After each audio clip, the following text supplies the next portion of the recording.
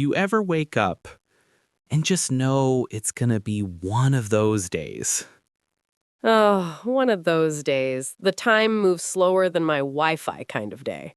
Exactly. You check the clock at 9 a.m., then again, what feels like 3 hours later, still 9:07. That's when even your coffee looks tired.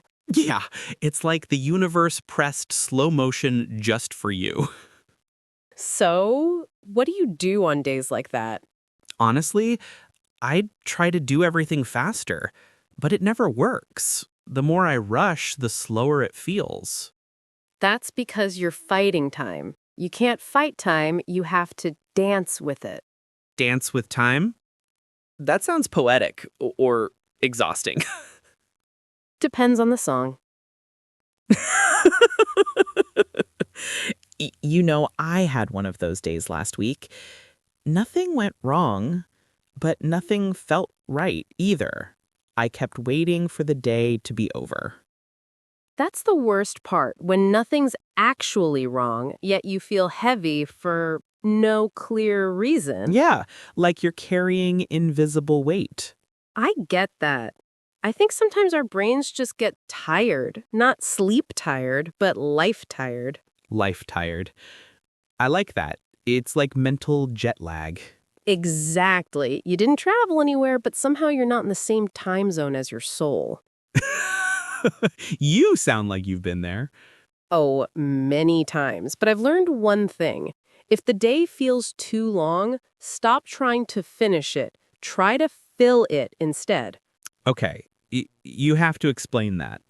When you focus on getting through the day, you resist it.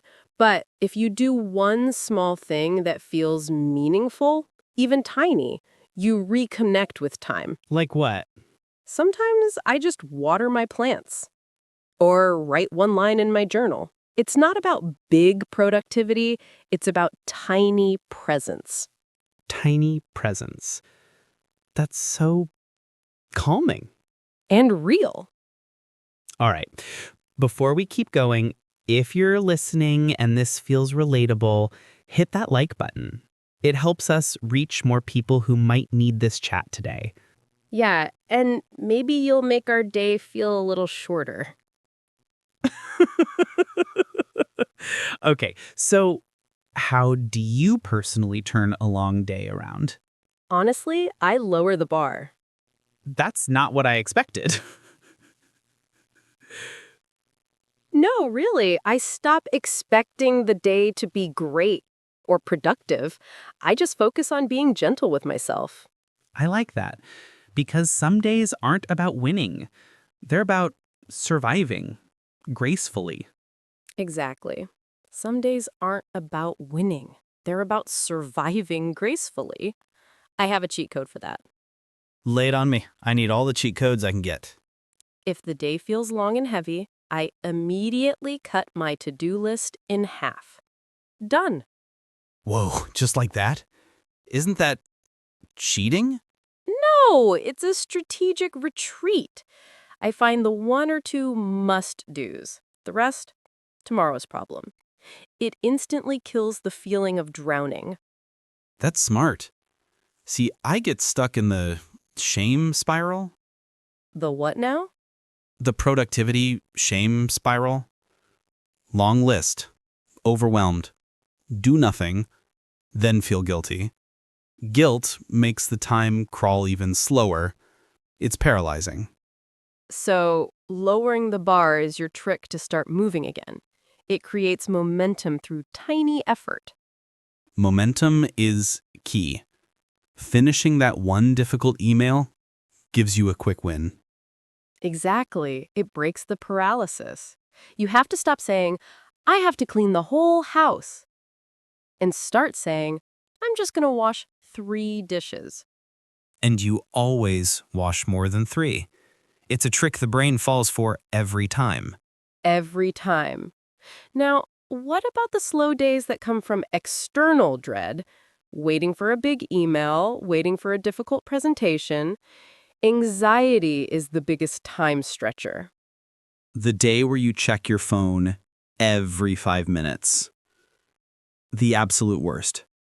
How do you handle that specific flavor of slow? I don't try to distract myself. That always fails. I use the worry window. That sounds like a designated time for panicking. It kind of is. I literally set a 15-minute timer, usually late afternoon. During those 15 minutes, I am allowed to panic, write down the worst case scenario, fully immerse myself in the dread. And then, When the timer goes off, the window closes. I tell my brain, you had your time. We can revisit this tomorrow.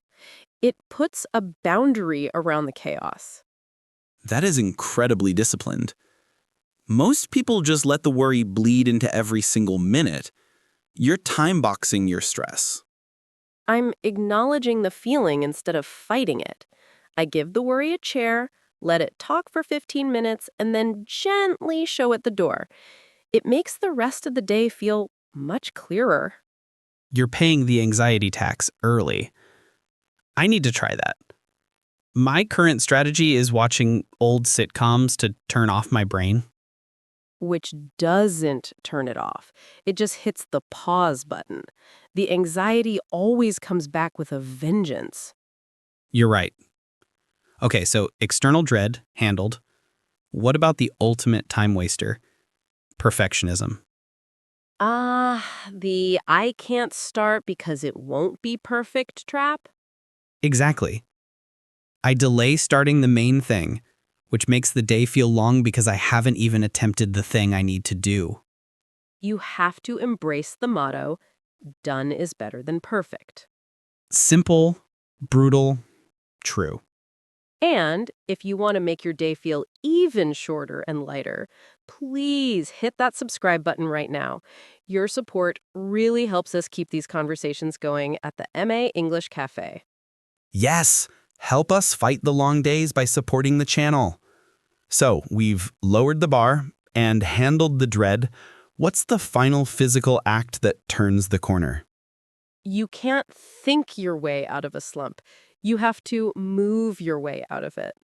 Move your way out of it?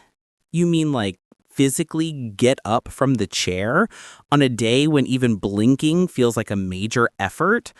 That sounds ambitious. It doesn't have to be a marathon. Think of it as a pattern interrupt. Your mind is stuck in a loop, and your body is stuck in a chair. You have to break one to break the other. It can be as simple as walking to the kitchen to get a glass of water, stretching for just 60 seconds, or even just standing up and looking out the window. It's funny you say that. Last month, I was completely stuck on a project, deep in that productivity shame spiral we talked about. I felt glued to my desk. I finally forced myself to just walk around the block, no phone, just walking. When I got back, the solution to the problem I'd been fighting for hours just appeared. It was like shaking a snow globe to let the pieces settle differently. That's the magic of it. It's not just about the exercise, it's about changing your input. You get fresh air, your blood starts flowing, your eyes see something other than a screen. You're breaking the mental echo chamber by creating a physical one. It's a mini reboot for your brain. You can't solve a problem with the same tired mind that created it. A mini reboot. I like that. It's less intimidating than going to the gym. Exactly. You used a fantastic phrase there that I think a lot of people will feel in their soul. You called it the productivity shame spiral. Let's put that in our language spotlight. Oh, yeah. I didn't even realize I said it. It just felt right. It's perfect. So, for everyone listening, a shame spiral is a negative cycle of emotions and behavior. It starts when you feel guilty or ashamed about not being productive. That feeling of shame then paralyzes you, making you even less likely to do the task. This, in turn, creates more shame, and the cycle continues, spiraling downward. Wow. that's literally the story of my life some days. It's that feeling of, I should be working, but I'm not, so now I feel bad, and because I feel bad, I really can't work now. Precisely. So you could say, I wanted to clean the house, but I got caught in a shame spiral and ended up watching TV all day. It's a very modern and descriptive way to talk about that specific kind of procrastination that's fueled by guilt. Knowing the name for it can actually help you recognize it and break the cycle. It's validating to know there's a term for it. I thought it was just me being lazy. Never. So, to wrap this all up, it seems our survival guide for a long day is pretty clear. First, lower the bar and cut your to-do list in half. Second, if it's anxiety driven, give it a worry window to contain it. And finally, if you're just stuck in a funk, move your body to reboot your brain. And most importantly, be gentle with yourself. The day might feel like it's a year long, but it will eventually end. This chat actually made my day feel a lot shorter. I'm glad. Thanks everyone for tuning in to the MA English Cafe. We hope this helps you navigate your next long day. Catch you in the next one. Bye for now.